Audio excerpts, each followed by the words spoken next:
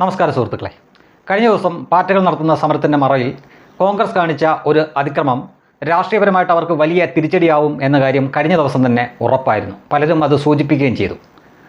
പല അക്രമ സംഭവങ്ങളുമൊക്കെ അത് രാജ്യം അല്ലെങ്കിൽ സംസ്ഥാനം നിയമപരമായിട്ട് തന്നെയാണ് നേരിടുന്നത്. എന്നാൽ ഇവിടെ BJPക്ക് അതിനെ രാഷ്ട്രീയപരമായിട്ട് നേരിടാനുള്ള ഒരു അവസരമാണ് കഴിഞ്ഞ ദിവസം കോൺഗ്രസിൻ്റെ ബുദ്ധിമോശം കൊണ്ട് അവർ ഉണ്ടാക്കി വെച്ചു കൊടുത്തത്. മറ്റൊന്നുമല്ല, കഴിഞ്ഞ ദിവസം അവർ സമരങ്ങൾക്ക് വിലക്കുള്ള പ്രധാനമന്ത്രിയുടെ വസതിക്ക് മുന്നിൽ പോയി അവർ കുത്തിയിരുന്ന് പ്രശ്നമുണ്ടാക്കുകയും അവരെ അവിടുന്ന് മാറ്റാമെന്ന പോലീസിന് നേരെ അവർ കയ്യാങ്കളി നടത്തുകയും ചെയ്തു.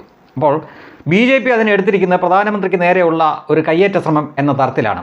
ഇപ്പോൾ അവരെന്താണ് ചെയ്യുന്നതെന്ന് നോക്കിക്കഴിഞ്ഞാൽ ഇന്ന് 12:30 രാജ്യത്തെ മുഴുവൻ PCC ഓഫീസിലേക്കും, അതായത് കോൺഗ്രസിൻ്റെ സംസ്ഥാന കാര്യാലയത്തിലേക്ക് അവർ പ്രതിഷേധം നടത്തുകയാണ്. എല്ലാ സംസ്ഥാനത്തും അവർക്ക് അതിനുള്ള സംവിധാനങ്ങളുണ്ട്, കോൺഗ്രസിനല്ല BJPക്ക്. ഇപ്പോൾ എല്ലാ സംസ്ഥാനത്തും PCC ഓഫീസുണ്ടോ എന്നറിയില്ല. ഈ PCCക്ക് ആസ്ഥാനമില്ലാത്ത സംസ്ഥാനങ്ങൾ വരെ ഒരുപക്ഷെ ഇന്ത്യയിൽ കണ്ടേക്കാം. പക്ഷേ BJPയുടെ കാര്യം അങ്ങനെയല്ല. ഇങ്ങനെ കേരളത്തിൽ വരെ അവർക്ക് ആളുമുണ്ട്, അർത്ഥവുമുണ്ട്, അണികളുമുണ്ട്.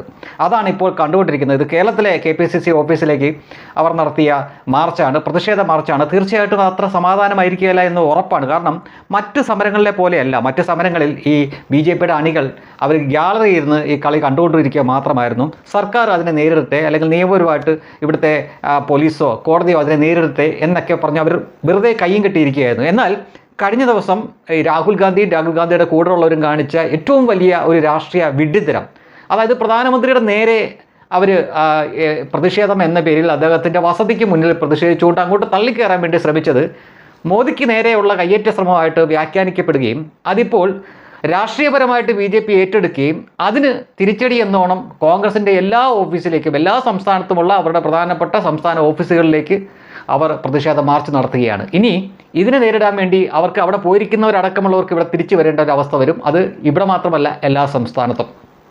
അപ്പോൾ ഇതിപ്പോൾ രാഷ്ട്രീയമായിട്ട് BJPക്ക് ഇവരെ തിരിച്ചടിക്കാനുള്ള ഒരു വടി കൈ കിട്ടിയിരിക്കുകയാണ്. അത് അവരായിട്ട് തന്നെ കൊണ്ടു കൊടുത്താണ്. കഴിഞ്ഞ ദിവസം അവർക്ക് പ്രതിഷേധമാണ് നടത്തേണ്ടത് എങ്കിൽ അത് മാന്യമായിട്ട് നടത്തണമായിരുന്നു. അവർക്ക് അറിയാവുന്ന കാര്യമാണ്. രാഹുൽ ഗാന്ധി അടക്കമുള്ള എല്ലാ കോൺഗ്രസിൻ്റെ MPമാർക്കും അറിയാവുന്ന കാര്യമാണ്. കാരണം അവർക്ക് പ്രധാനമന്ത്രി ഉള്ളപ്പോൾ പോലും അത് ബാധകമായിട്ടുള്ള കാര്യമാണ്. പ്രധാനമന്ത്രിയുടെ വസതിക്ക് മുന്നിൽ യാതൊരു പ്രതിഷേധവും നടക്കാൻ പാടില്ല എന്നത്. അതിനി മോദിയുടെ സ്ഥാനത്ത് ഒരു കോൺഗ്രസ് പ്രധാനമന്ത്രിയാണ്. ഇനി ഭാവിയിൽ എപ്പോഴെങ്കിലും ഈ രാഹുൽ ഗാന്ധി എന്ന പപ്പു വന്നാൽ അയാൾ പ്രധാനമന്ത്രി ആയിരിക്കുമ്പോൾ പോലും അത് ബാധകമാണ്. അപ്പോൾ അങ്ങനെയുള്ള ഒരിടത്തേക്ക് നിയമവും ഇവിടുത്തെ രീതികളും ഇവിടുത്തെ ചട്ടങ്ങളുമൊക്കെ അറിയാമായിട്ടും അവിടേക്ക് പ്രതിഷേധം കൊണ്ട് പോയ കോൺഗ്രസ് വരുത്തിയത് അവരുടെ രാഷ്ട്രീയ ജീവിതത്തിൽ തന്നെ ഈ കുറേ കാലമായിട്ട് വിഡ്ഢിത്തങ്ങളാണ് അവർ കാണിച്ചുകൊണ്ടിരിക്കുന്നത്. ഇപ്പോൾ ഈ ഏറ്റവും ഒടുവിൽ അവർക്ക് ഒരു എഡ്ജ് കിട്ടുമായിരുന്നിട്ട് കൂടി അതുകൊണ്ട് കളഞ്ഞു കുളിക്കുകയാണ് ചെയ്തത്. ഇനിയിപ്പോൾ BJP ഇതിനെ രാഷ്ട്രീയമായിട്ട് കാണും. കോൺഗ്രസിൻ്റെ എത്രയോ ഇരട്ടി അണികളുള്ള ഒരു പാർട്ടിയാണ് BJP. അതിനാൽ എല്ലാ സംസ്ഥാനത്തും പറ്റുന്നിടത്തെല്ലാം അവർ ഈ കോൺഗ്രസ് ആസ്ഥാനത്തേക്ക് മാർച്ച് നടത്തും, പ്രതിഷേധം നടത്തും.